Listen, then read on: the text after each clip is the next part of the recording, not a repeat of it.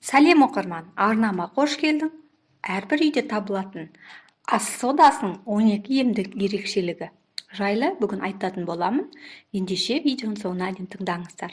Күнделікті қолданыстағы ас содасы ауырғанда, дәрі керек болса, косметик құрал да бола алады. Айта берсек, оның кәдеге асар кезі көп. Енді оның қасиеттеріне тоқталатын болсақ, бірінші, жүрек тарсылдап қатты соққан кезде жарты шай қасық соданы тілдің астына салып қою керек.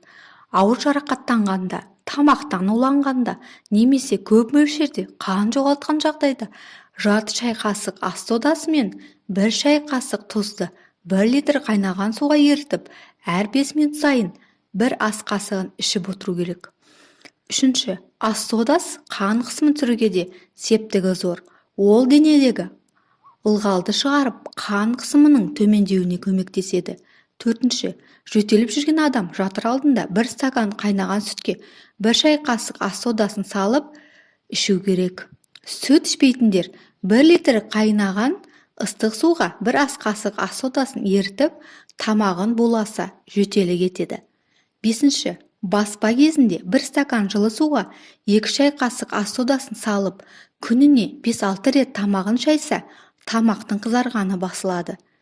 Алтыншы, тұмауратып ауырғанда адамның мұрнынан суға ағатыны белгілі. Сондайда күніне 3-4 рет сода ерітіндісін тамызу керек. Көз былшықтанған кезде ас содасын суға салып, мақтамен сүртсе, көз тазарады. Сегізінші, саусаққа жара шығып, іріңдеп, қабыну байқалса, жарты литр суға 2 ас қасық ас содасын ерітіп, саусақты батыру керек. Ауырған саусақты осылайша күніне 3-4 рет батырса, іріңі басылады. Тоғызыншы, тіс ауырмау үшін ауыз қуысын ас содасы қосылған сумен шайып тұру керек. Ас содасы сабынның көмегімен араластырып, аптасына 2 рет жуса, бетті жасартып, өлген жасушаларды қалпына келтіреді.